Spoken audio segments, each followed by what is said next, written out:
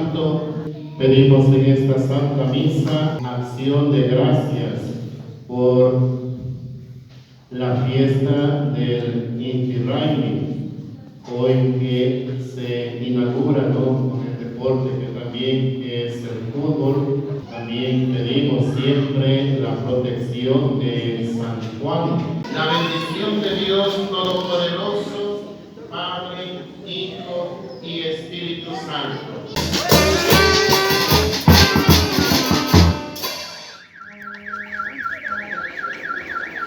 En el nombre del Padre, del Hijo y del Espíritu Santo. Amén. Nuestro auxilio es el nombre del Señor, que hizo el cielo y la tierra. Dígnate bendecir esta agua. Bendice la vida, bendice la amistad, sobre todo la fraternidad, que nos haga personas de paz.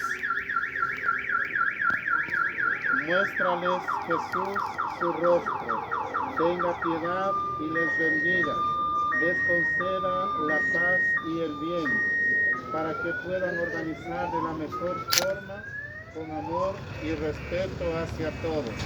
Por Jesucristo nuestro Señor. Amén. Vamos de tu vientre, Jesús.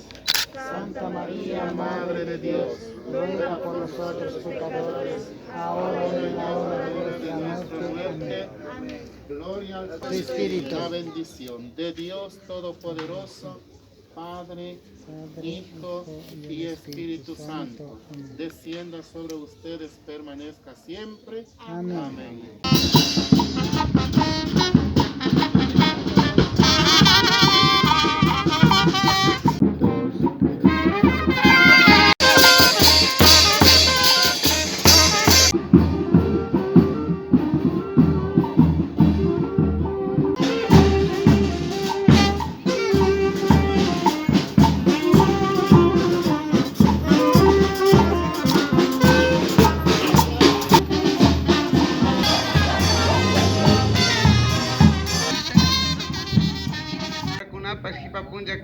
Kay Bishaya hunapi urmapangichi. Kushikushka kapani maski wakin hindi kujapish kumbashkashkamanta. Maki purarishpa ñami shuk lado manda kuna shamugripan y kay raymi kunata ishkay killa raymi kagrin hasta el 10 de julio.